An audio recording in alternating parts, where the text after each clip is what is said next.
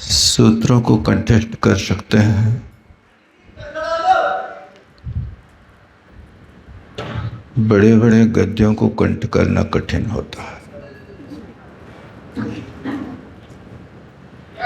इसलिए यदि आपको कहीं से सूत्र मिलते हैं तो संभाल करके रखना चाहिए।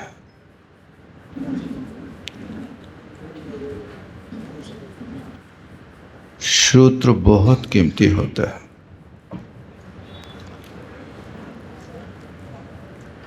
अपने जीवन को सफल बनाना है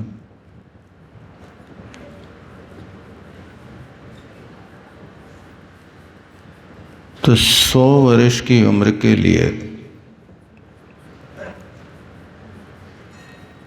10 सूत्र पर्याप्त था।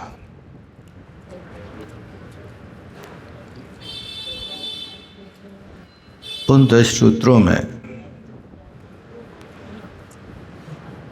सबसे पहले नंबर का सूत्र है, जीवन भर सीखते रहे।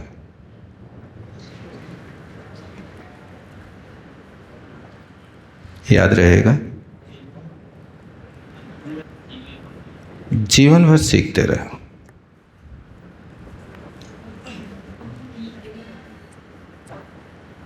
यदि आप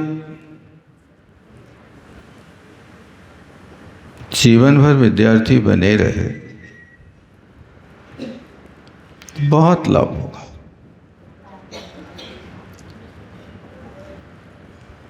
और यदि आप मान बैठे कि बहुत सीख लिया, कब तक सीखते रहेंगे?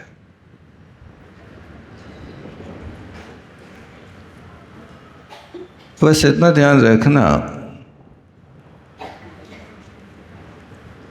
विद्यार्थी कभी बूढ़ा नहीं होता। विद्यार्थी कभी बूढ़ा नहीं होता। बूढ़ा वो होता है जो सीखने से हार जाता है। अब क्या सीखना, बहुत सीख लिया।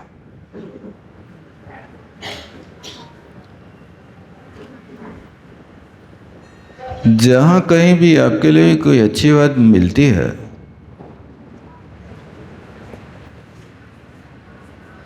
आप कोशिश करें कि उस बात को सीखने की कोशिश करें।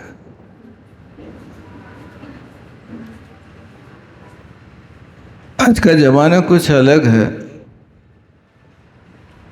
लोग सिखाने की बहुत कोशिश करते हैं।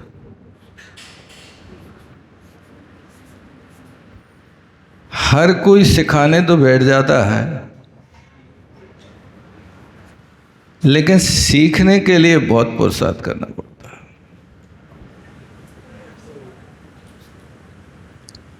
किसी भी कार्य के लिए आप हमेशा सीखने के इच्छुक रहें, और जो सीखी हुई वस्तु है उसको स्थायी रखने के लिए एक अच्छा तरीका है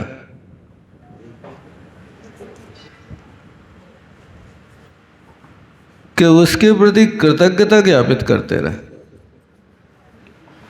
आपने मुझे ये सिखाया है, आपका बहुत बड़ा उपकार है।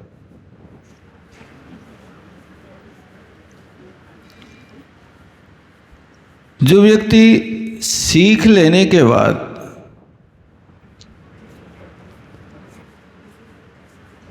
कृतज्ञता हमेशा ज्ञापित करता रहता है,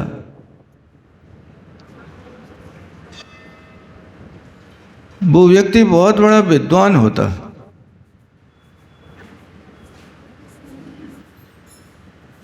कई लोग सीख तो लेते हैं,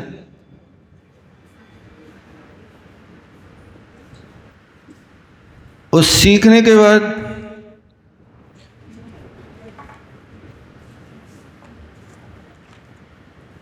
वे कहते कुछ नहीं है, और उनसे कहो कि देखो हमने तुम्हें सिखा दिया ना जी, तो वे कहते हैं हम तो ये पहले से जानत थे। बैठो आप तो शांति से।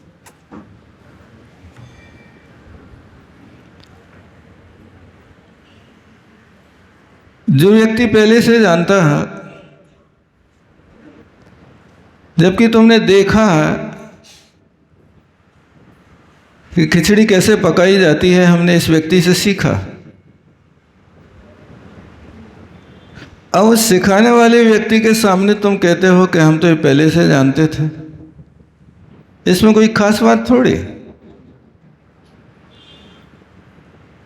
चावल ले लो, दाल ले लो, पानी डाल दो, चूल्हे पे रख दो, खिचड़ी बन गई।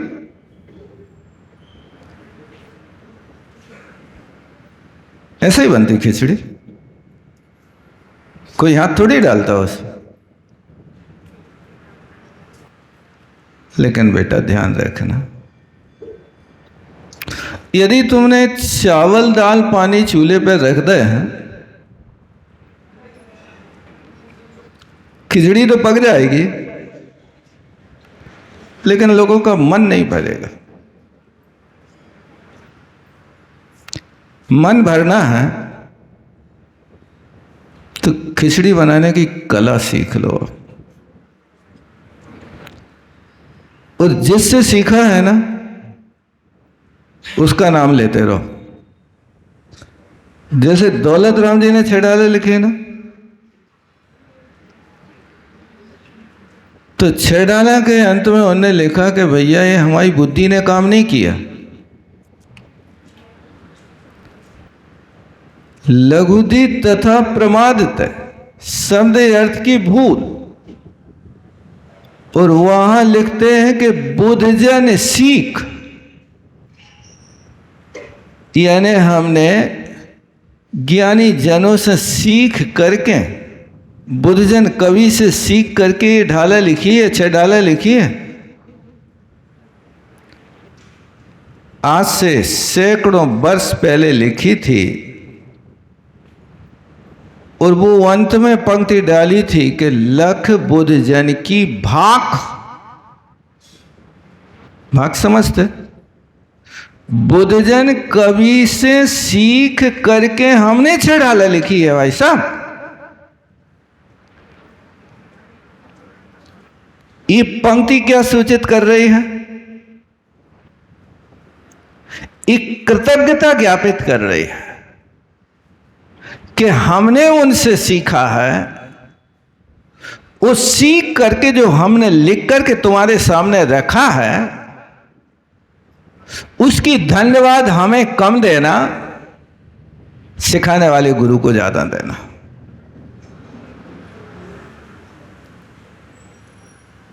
ये सीखते रहने वाला व्यक्ति हमेशा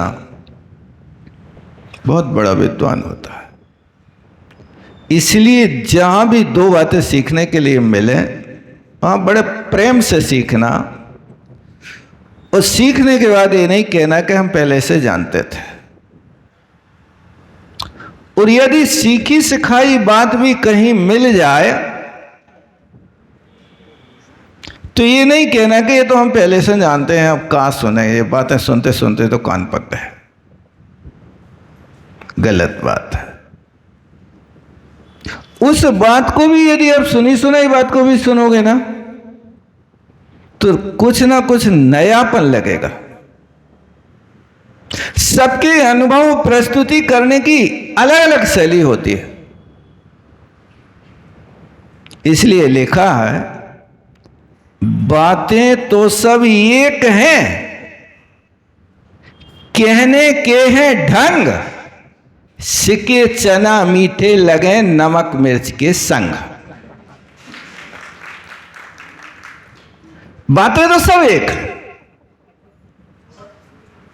जो पूर्व में कहा है, आचार्यों ने कहा है, ज्ञानी जनों ने कहा है,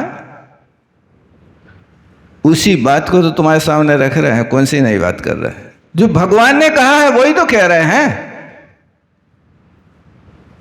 लेकिन क्या कह रहे हैं? कहने के हैं ढंग। बातें तो सब एक, सारे वक्ता ये मंच पे बैठ करके वो ही बात कहेंगे, भैया कसाय छोड़ो, काम आदि की बातें छोड़ो और अपने प्रयोजन भूत कार्य करो। जिंदगी छोटी सी है, उस छोटी सी जिंदगी में तुम दुनिया भर के काम मत करो, जो प्रयोजन भूत है वो काम करो। साल भर आप 1000 पेज की पुस्तक पढ़त हो, लेकिन जब परीक्षा देने जाते हो तो परीक्षा देने वाली उस पूर्व की रात में आप पूरी 1000 पेज की पुस्तक पढ़ते हो कि कोई विशेष वस्तु पढ़ते हो? बहुत महत्वपूर्ण है। क्या आ सकता है? पूर्व के प्रश्नों को हम जोड़ करके देख लेते हैं कि इस प्रसंग से ये आ सकता है, ये आ सकता है, और फिर हम उसको तैयार कर लेते हैं। इसी तरह यहां पर भी होता है कि जब कभी भी आपके लिए हो तो उस वस्तु को आप इस तरह से प्रस्तुति करें सुनने के लिए कि हमेशा नई नई बात सीखते रहे। इसलिए सुनी सुनाई बात को भी अच्छे से ध्यान से सुनना। आप उसके लिए ये नहीं कहना कि ये तो पहले से सुनी है, इसमें मज़ा नहीं आता है। नहीं, सुनी सुनाई बात को भी सुनोगे तो आचार्य कहते वो भी स्वाध्याय है, उसको भी आमनाय नाम का स्वाध्याय कहते हैं। आमनाय समझते क्या कहलाती? यानी पूर्व में तुमने जो पढ़ा है वर्तमान में उसको फिर से रिवीजन कर रहे हो, उसका नाम आमनाय है। इस आमनाय स्वाध्याय में तो वो ही आ रहा है और आप पूर्व की बातें तो पहले से करते ही जा रहे। रोज पूजा में वो ही पढ़ रहे, जासो पूजो परम पद देव शास्त्र गुरु तीन, जासो पूजो परम पद देव शास्त्र गुरु तीन। आज तक तुमने कभी प्रश्न खड़ा किया कासों पूजो, काय के लाने पूज रहे?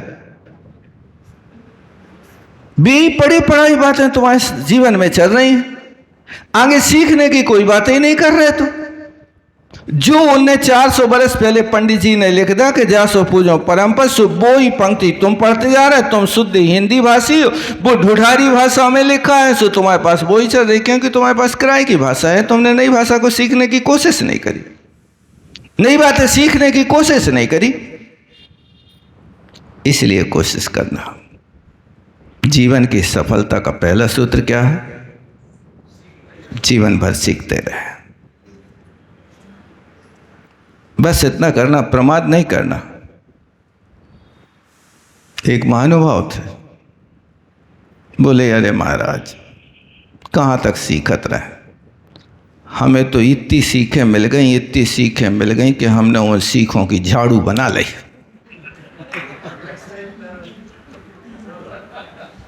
अरे भैया, अब तुम मजाक कर रहे हो कि साची कह रहे हो? तुम हमसे कह रहे कि हमने सीख की झाड़ू बना ली, तो हम तो समझ रहे कि तुमने बहुत अच्छा काम किया है, क्योंकि जैसे झाड़ू कचरा साफ करती है, ऐसी तुमने एक एक सीख संयोग करके यदि झाड़ू बना करके आत्मा पे लगी काई को साफ कर रहे हो तो तुम सफल विद्वान हो। भले ही तुम अपनी एक मजाकिया भाषा में हमारे सामने कहो कि हमने सीख की झाड़ू बना ली, लेकिन हम तो अर्थ यही लगे हैं कि तुमने सीख की झाड़ू बनाई है तो तुम अपनी आत्मा पे लगे कि जो काई कसाय भोग के कचड़े हैं उन कचड़ों को हटाने की कोशिश करो। तुम क्या कोशिश कर रहे हो भैया? नाली झाड़ रहे हैं कि आत्मा के लगे कचड़ा पे को झाड़ रहे? क्या कर रहे? उपेक्षा नहीं करो। कितना भी धनाढ्य व्यक्ति हो, अरबपति व्यक्ति भी, भाई साहब उसको भी देखना है आपके, जिसके घर में 10-20 हजार गेहूं खेत से निकलते होंगे ना, वो व्यक्ति इतना संग्रह करने के बाद भी खेत में कटने के बाद एक एक बाल को बीनता है। कभी जो किसान हो उससे पूछ लेना। अब जब तुम्हारे घर भर गए तो खेत में एक एक बाल काहे को बिनवा रहे भैया? एक एक बाल बीनते हुए भी बोरों से अनाज निकल आता है भाई साहब। आप कितने बड़े भी पढ़े लिखे ज्ञानी हो गए हो, लेकिन उनने कहा क्षणसा कणसश्चैवे विद्यामर्थम च चिंतेत क्षण त्यागे कुतो विद्या कण त्यागे कुतो धनम। रे मानव, क्षणसा कणसा, एक एक क्षण विद्या चिंतित, विद्या का संग्रह करना। कणसा, एक एक कण का संग्रह करना। क्षणसा कणसा विद्या अर्थम च चिंतित क्षण त्यागे कुतो विद्या। यदि तुमने समय का अवसर का त्याग कर दिया तो तुम विद्यावान नहीं बन सकते। कण त्यागे कुतो धनम, एक कण का यदि त्याग कर दिया तुम धनी नहीं बन सकते। एक एक कण का भी संग्रह करना पड़ता है। यदि कोई व्यापारी के गेहूं के बोरे में छेद हो जाए और 2-2, 5-5 दाने यदि उसके गिरते जाएं, उस 100-200 किलोमीटर दूर उसके ट्रक पे भरे उस बोरा में से यदि 10-20 दाने वहां तक गिरते जाएं, तो बताओ बोरा में कितने गेहूं बचेंगे भाई साहब? उस एक कण को भी बचाने के लिए बोरा, फटे हुए बोरा में आपको सिलाई तो करना पड़ेगा ना। यदि नहीं करोगे, अरे एक दाने में क्या होता, अरे मूर्ख, तो बर्बाद हो जाएगा। इसलिए कोशिश करना, क्षण सा एक क्षण भी मिले तो सदुपयोग करना। आप कोई भी काम कर रहे हो, जब काम कर रहे हो, काम उस कार्य को मनोयोग पूर्वक करना, एकाग्रता से करना। यदि एकाग्रता से करोगे तो वो काम बहुत जल्दी होगा, सफल होगा। और यदि उस काम को तुमने मनोयोग पूर्वक नहीं किया तो सफल नहीं होगे। इसलिए उस कार्य को करने के बाद जो समय तुम्हारे पास बचे उसका सदुपयोग आगे चल करके दूसरे कार्य में करना। इसलिए क्षणसा कणसा चैवे और कण, इनका संग्रह करना। इसलिए नीतिकारों ने कहा कि यदि तुम क्षण का सदुपयोग नहीं कर सकते तो संतों को करने देना। संत का क्षण और अन्य का कण कभी बर्बाद मत करना। ये बहुत बड़ा रहस्य है। इसलिए जीवन को सफल बनाने के लिए पहला सूत्र अपने जीवन में उतारने की कोशिश करना। जीवन भर सीखते रहे। जो भी बात सीखने के लिए योग्य है उसको सीखना, लेकिन लड़ाई करना नहीं सीखना। नहीं तो तुम कहो हमें तो सीखने हैं, कछु भी सीखो, मुखमस्ति इति वक्ति, मुख है इसी बोलने हैं। तो तुम्हारे लिए बोलने के लिए, भगवान का नाम लेने के लिए प्रेरणा की जा रही है कि गाली देवे के लाने प्रेरणा करी जा रही है? काय के लाने करी जा रही? विवेक से काम करना, नहीं तो लकीर के फकीर बन जाओ। इसलिए मुख है सो बोलना है, समय का सदुपयोग करना है। तो हमें यदि समय मिले तो हम माला तो न फेर हैं, फेसबुक देख के बैठ जाए, इंस्टाग्राम देख के बैठ जाए और दुनिया के खोटे कार्यों को करने में बैठ जाएंगे।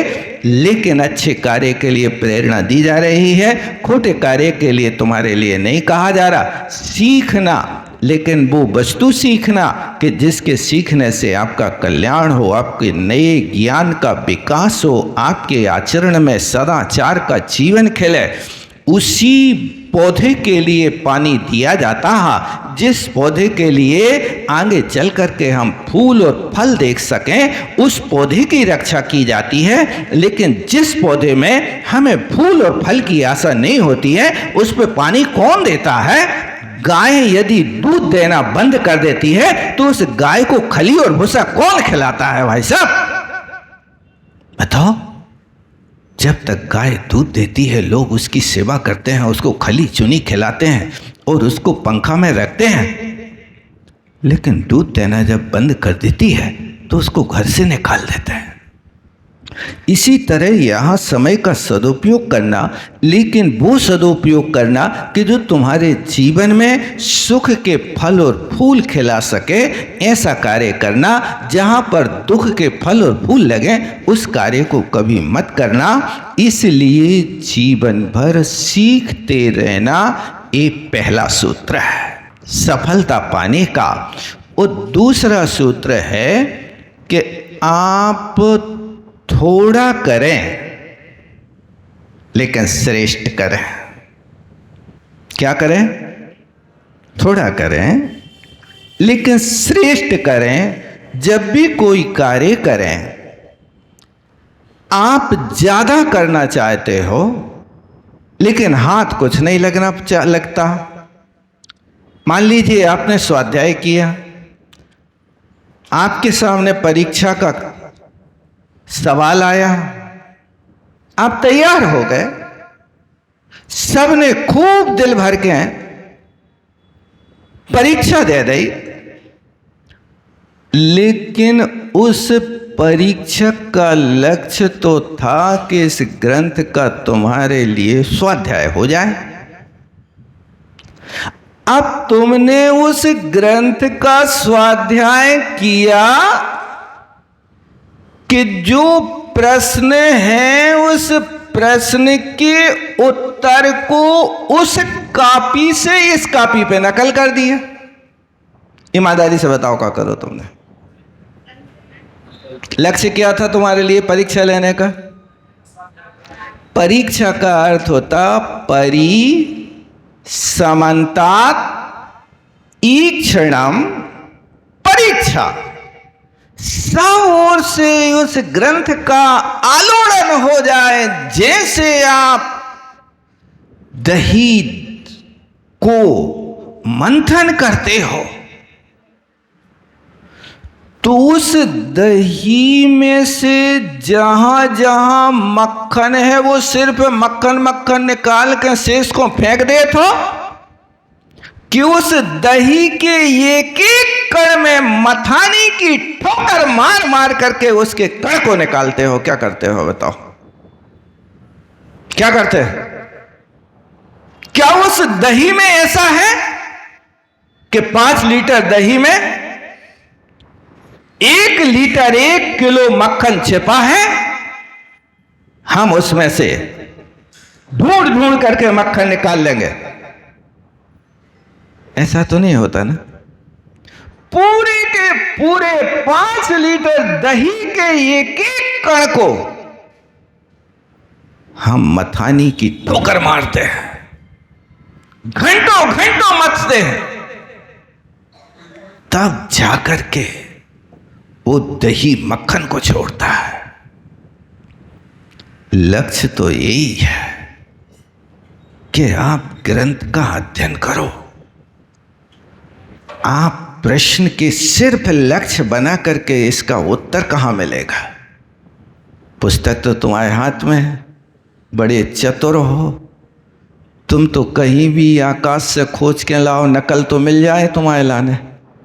तुम तो नकल करने के लिए बड़े चतुर हो, लेकिन तुमने वो लक्ष्य मथानी की तरह उस मक्खन के एक एक कण में ठोकर मारी के नहीं मारी तो लक्ष्य क्या है? परीक्षा दे दो, इनाम मिल जाए, बस अपन बहुत अच्छे हो गए।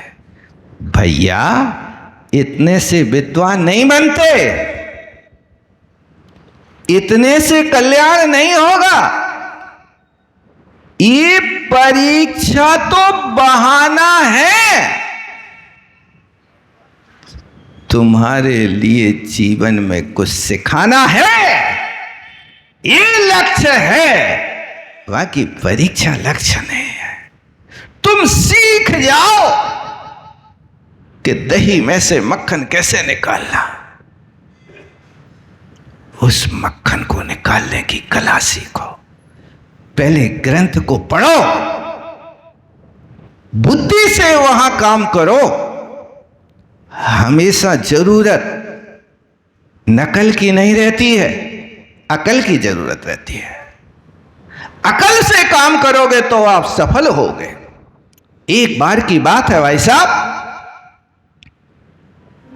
एक देश का राजा था और वो देश का राजा अभी यंग एज का था। अल्पकाल ही राज संभाले हुआ था और राजा की मौत हो गई। उस राजा का बेटा अभी अबोध था, अभी राज्य के योग नहीं था, अपने पैरों पर नहीं खड़ा था। पड़ोसी देश के राजा को पता चला कि इस राजा की मृत्यु हो गई। उस राजा ने इस राज्य के मंत्री गणों को सूचना दी कि तुम्हारा राजा मर गया, अब राज संभालने वाला कोई नहीं है, आप अपना राज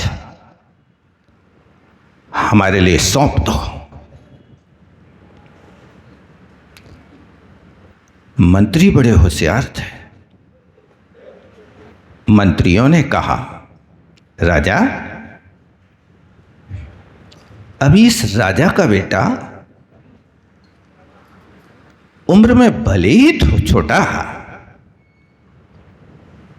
लेकिन अल्प दिनों के बाद वो राजा बनेगा और हम उस राजा को साक्षात राजकुमार को राजा मान करके हम लोग राज्य का संचालन करेंगे। जब तक राजकुमार योग्य नहीं होता तब तक राज्य का संचालन हम करेंगे, हमारे लिए कुछ दिन की मोहलत दी जाए। और राजा ने उस देश के मंत्रियों को ये मोहलत दी। ठीक है, आप अपने युवराज को 5 वर्ष में योग कर लीजिए। यदि 5 वर्ष के काल में तुम्हारा बेटा योग्य बनता है तो राज्य तुम्हारा होगा, अन्यथा राज्य का अधिकार हमारा होगा।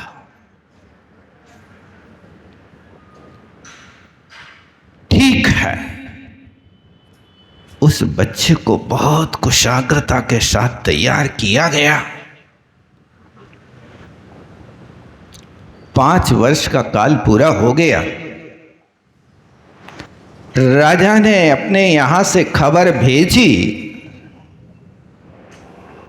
कि हे मंत्रीगणों, आप अपने राजकुमार को हमारे पास भेजिए। मैं उस राजकुमार की परीक्षा लेकर के देखूंगा कि वो राज्य के योग्य है कि नहीं। यदि राज्य के योग नहीं हुआ तो राज्य पे अधिकार हमारा होगा। सारे लोग चिंता के सागर में डूब गए। ध्यान से सुनना, नींद तो नहीं आ रही आप लोगों को? सोना नहीं। जो सोवत है सो खोवत है, जो जागत है सो पावत है,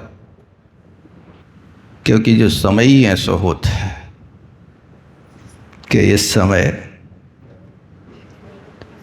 नींद आए नहीं लगती है। पूजा पाठ करके आए खड़े खड़े, अब नाश्ता पानी पहुंचो नहीं तो ऑक्सीजन की कमी पड़ ही जाती है। लेकिन ध्यान से सुनियो, जब तुम्हें नींद आने लगे तो हाथ उठा दियो, हम प्रवचन बंद कर दें। आपको नींद में हम दखलंदाजी नहीं करेंगे। लेकिन आचार्य श्री कहते थे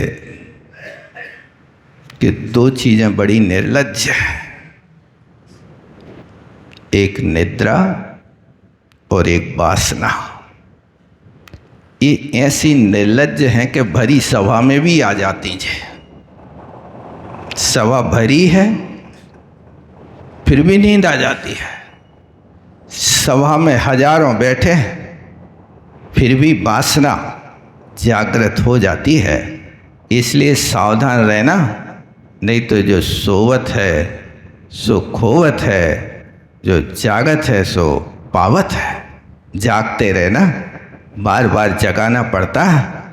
आपके यहाँ भी रात को 3 बजे वो कहता रहता है, जागते रहो जागते रहो। खबर तो करता रहता बेचारा, ड्यूटी है उसकी। हुआ ये, जब राजा ने अपनी बात रखी कि भाई आप अपने राजकुमार को हमारे पास भेजिए, मैं परीक्षा लूंगा। सारा राजकुल चिंतित हो गया। भाई साहब, बच्चा है, परीक्षा में पास नहीं हुआ तो कहीं राज्य ना चला जाए। बहुत चिंतित, बहुत चिंतित।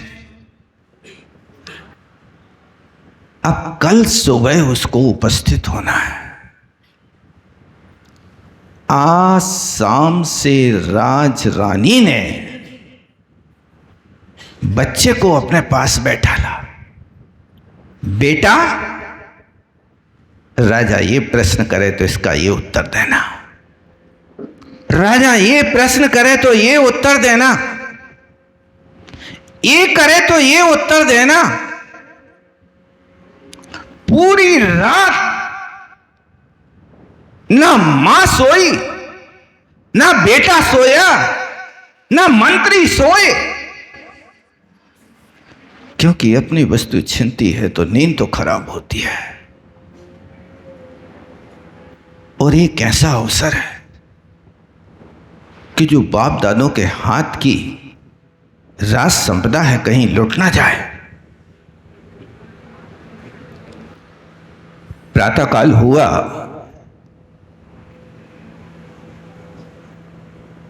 तो प्रातःकाल होते ही जब जाने का अवसर आया तो बेटा मां से कहता है, ध्यान देना, आप लोगों के जीवन में एक काम में आएगा। बेटा मां से कहता है, मां,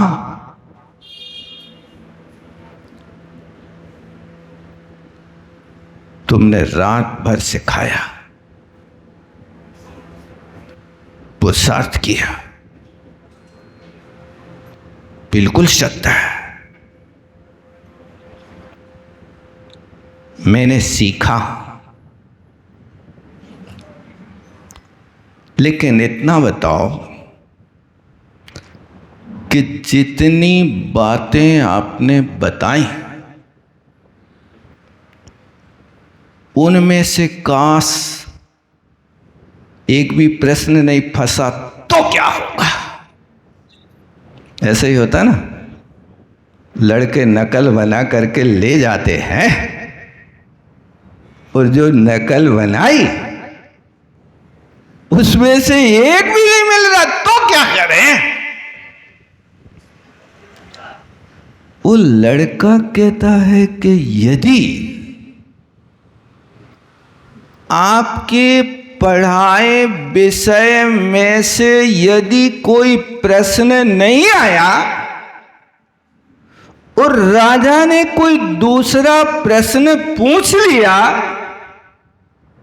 तो उसका उत्तर मैं अपनी अकल से दे सकता कि नहीं दे सकता। आप लोग कभी पूछते हैं ऐसे कि नहीं पूछते? इंटरव्यू देने जाते हो तो कभी पूछते कि नहीं पूछते? उस बच्चे ने पूछ लिया, आज्ञाकारी सुत था। उस बेटे ने कहा, मां ये बता दो राजा ने यदि ये प्रश्न आपके बताए हुए नहीं पूछे और कोई दूसरा पूछ लिया तो मैं अपनी अकल से उत्तर दे सकता कि नहीं दे सकता? मां ने कहा, बेटा तू राजकुमार है, मेरा लाल है, मेरा खून है, मुझे पूरा विश्वास है कि तू कभी हार के नहीं आएगा, नहीं आएगा। ये तो मैंने कोशिश की है कि काश ऐसे प्रश्न पूछेगा राजा, राजनीति की बातें पूछेगा, ठीक है। हां बेटा जाओ, अपने अकल से भी उत्तर देना, ठीक है। बड़े जनों का आशीर्वाद लिया। ये पुरानी पद्धति है, शास्त्रोक्त पद्धति है। जहां दवा काम नहीं करती वहां दुआ काम करती है। मैं कहता हूं आप किसी कार्य के लिए जाएं तो आप दुआ लेकर के जाएं। पवन जैवी जब युद्ध के लिए जाते हैं तो पद्म पुराण में कहा कि वे सब गुरुजनों का खूब आशीर्वाद लेके जाता है। माता पिता उनका मस्तक चूमते हैं। बेटा तुमने कभी युद्ध नहीं देखा, जा रहे हो, मेरी बहुत बहुत तुम्हारे साथ दुआ है, विजयी होकर के लौटना, ठीक है, चल देते हैं। इसी तरह तुम भी यदि कोई कार्य करो तो बड़ों के चरण स्पर्श करके निकला करो और अच्छे लोगों की सलाह लेकर के निकला करो। श्रीपाल चरित्र में लिखा कि जब श्रीपाल महाराज 12 वर्ष के लिए विदेश जाते हैं तो श्रीपाल की पत्नी मैना सुंदरी 100 बातें सिखाती है। सुन रहे? पढ़ा कभी श्रीपाल चरित्र? तुम्हें पता नहीं हुई है कौन कौन सी बातें सिखाएं हैं। हम बताएंगे तुम्हें श्रीपाल चरित्र, कभी तो सिखाएंगे कि देखो मैना सुंदरी क्या क्या सीख देती है। क्योंकि मैना सुंदरी एक शिक्षित नारी है। यमधर मुनि महाराज के चरणों में रह करके उसने पूरा शिक्षा आलोड़न किया है। तो वो शिक्षित नारी अपने अशिक्षित पति को शिक्षा देती है। तुम जाते हो जाओ, लेकिन ध्यान रखना अपने जीवन में किसी व्यक्ति को परखना है तो परखने की भी कला होती है। वो मैना सुंदरी कहती है, हे महाराज तुम व्यक्ति के शरीर के लक्षण से उसके लक्षण को जान सकते हो। कैसे जाने? तो मैना सुंदरी कहती है, देखो बाहर जल्दी किसी पर विश्वास मत करना, लेकिन व्यक्ति की शक्ल देख लेना, आंखों को पढ़ना सीख जाओ। तो वो कहती है कि मां की आंखों में ममता बसती है। जिस नारी के तुम निकट जाओ वहां यदि मां की ममता मिले तो विश्वास करना, अन्यथा हाथ जोड़ना और पिंड छोड़ना। मां की आंखों में ममता बसती है। पिता की आंखों में फर्ज बरसता है, पत्नी की आंखों में कर्तव्य बसता है, भाई की आंखों में प्यार बसता है, बहन की आंखों में दुलार बसता है, अमीर की आंखों में अहंकार बसता है, बसता माने रहता है, गरीब की आंखों में दीनता बसती है, मित्र की आंखों में सहयोग बसता है और दुर्जन की आंखों में बदला बसता है, सज्जन की आंखों में दया बसती है, शिष्य की आंखों में विनय बसती है और गुरु की आंखों में सर्वे भवन्तु सुखना की भावना बसती है। श्रीपाल, तुम आंखों से दुनिया को पढ़ लेना। इन आंखों से जहां तुम्हें ये चीज दिखाई दे उसको उस रीति से मान लेना। मां की आंखों से हमेशा ममता बरसती है। मां एक अलौकिक वस्तु है। उस मां के प्रति अपनी संतान पे जो ममता होती है वो अकथनीय होती है। उस मां का लाल चाहे गोरा हो या काला, लंगड़ा हो या लूला, अंधा हो या गंजा, उस मां के लिए तो वो हमारा राजा बेटा है। ये हमारा राजा बेटा है। मां की ममता ऐसी होती है। उस मां ने बेटे को समझाया, सीख दी, बेटा जाओ विजयी होकर के आओ। इसलिए कोई भी कार्य के लिए जाना तो दुआ लेकर के जाना। कोई भी कार्य करते हो उसके लिए बड़ों का सम्मान जरूर करना। आज की दुनिया बड़ी विचित्र है। अपने आप को महायोद्धा, महाबलशाली मानता है। उसको जरूरत नहीं। श्रीपाल महाराज पत्नी से भी सीख लेकर के जाते हैं। क्या आप कहीं जाते हो तो क्या आप भी अपनी पत्नी से सीख लेते हो? आपकी धारणा वो क्या जाने, क्या जाने? वो भी तो स्वतंत्र आत्मा है। अनंत गुणों का भंडार तो उसके पास भी है, नहीं है? यदि जीव द्रव्य की अपेक्षा देखा जाए तो आपका जीव और आपकी पत्नी के जीव गुणों के भंडार हैं कि नहीं है?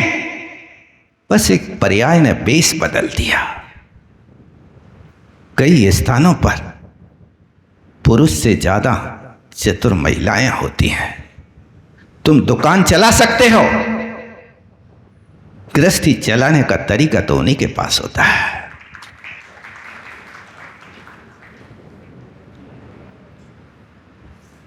तुम्हारे घर में यदि भोजन के समय 4 अतिथि आ जाए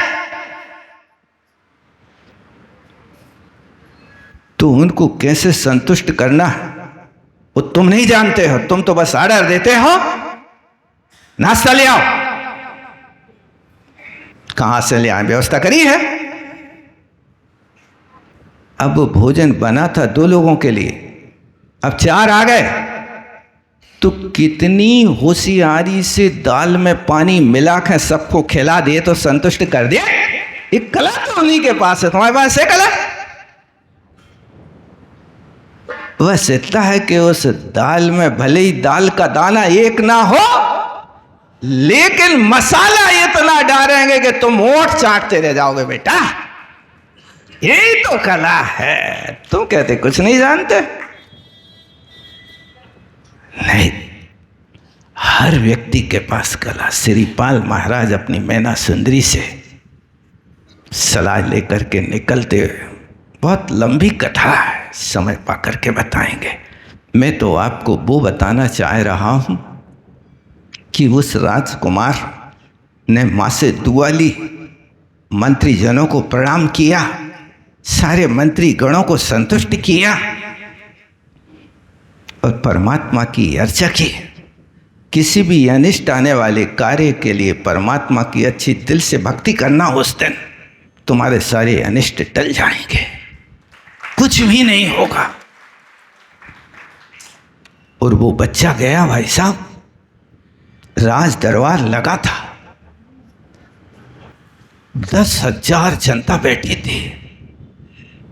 बच्चा निर्भय होकर के राज दरबार में पहुंचता, राजा के पास खड़ा होता है, महाराज मैं राजा सिंहोदर का बेटा वलिंदर हूं, मेरा प्रणाम स्वीकार करें। आपने मुझे बुलाया है महाराज, इसलिए मैं आपकी सेवा में उपस्थित हुआ हूं, मेरे योग्य कार्य बताइए। जब बच्चे ने कहा तो राजा ने कुछ नहीं कहा, कुछ नहीं पूछा, और राजा ने उस लड़के का एक हाथ पकड़ लिया।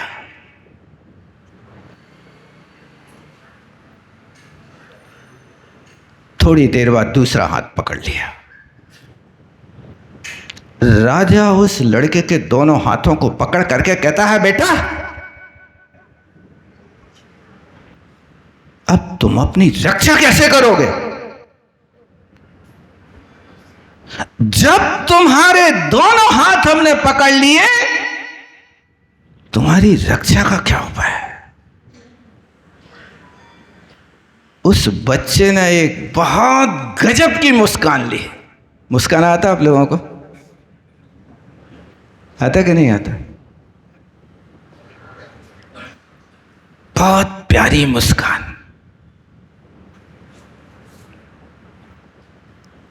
थोड़ी देर ठहर करके उत्तर देता है, महाराज मुझे अब काहे की चिंता? देखो, विवाह के काल में लड़का लड़की का एक हाथ पकड़ता है तो वो लड़का उस लड़की की जिंदगी भर रक्षा करने का दायित्व तो ले लेता है। आपने तो मेरे दोनों हाथ पकड़ लिए तो मेरी जिंदगी भर रक्षा का करने का दायित्व तो आपके हाथों में है, अब मुझे काहे की चिंता है? ये होते हैं बातों के बादशाह।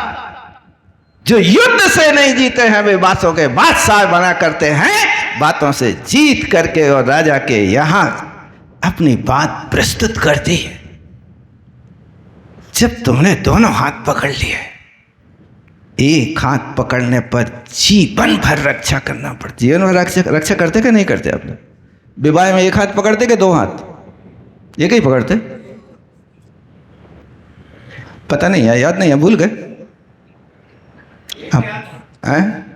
एक ही पकड़ते हैं? अच्छे से सोच के बताना, नहीं तो गड़बड़ कर दो। क्योंकि विवाह के समय व्यक्ति बहुत व्यस्त रहता है और व्यस्त रखा भी जाता है। इसलिए एक बार पूछा एक अनुभवी व्यक्ति से कि भाई साहब विवाह में बाजे काहे बजाते, क्या जरूरत है बाजे की? बोले भैया इसका बहुत बड़ा रहस्य है।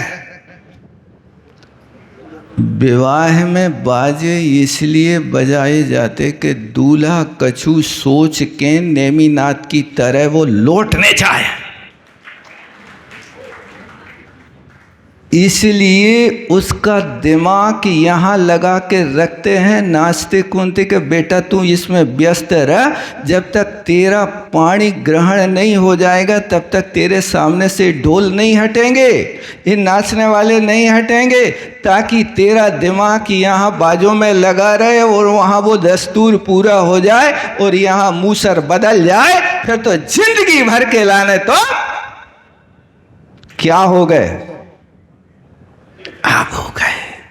एक बार हुआ है ऐसा, एक लड़के की शादी हुई भाई साहब, तो लड़का बहुत ऊंचा पूरा था, 7-8 फुट का, और लड़की 5 फुट की थी।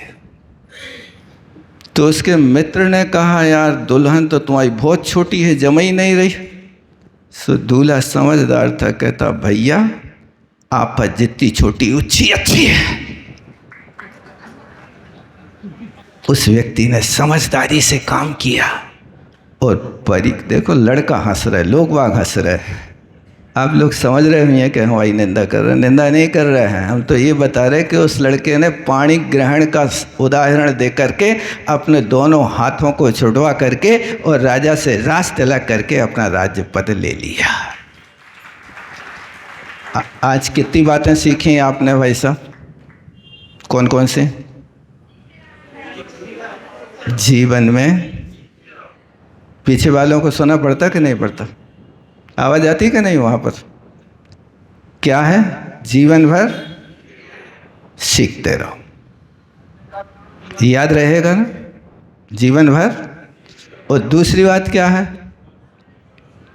थोड़ा कार्य करें लेकिन श्रेष्ठ करें।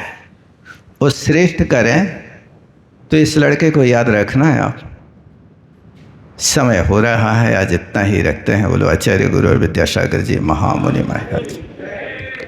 जावाणी के ज्ञान से सूझे लो कालो, सोवाणी मस्तक धरो सोना। हे जनवाणी भारती तोह जपो दिन रहन, जो तेरो शरणागहे सो पावे सुख चैन। देव भजो बरिहंत को गुरु सेवा निर्ग्रंथ, दया धर्म पालो सदा यही मोक्ष का पंथ। 99वां मंत्र।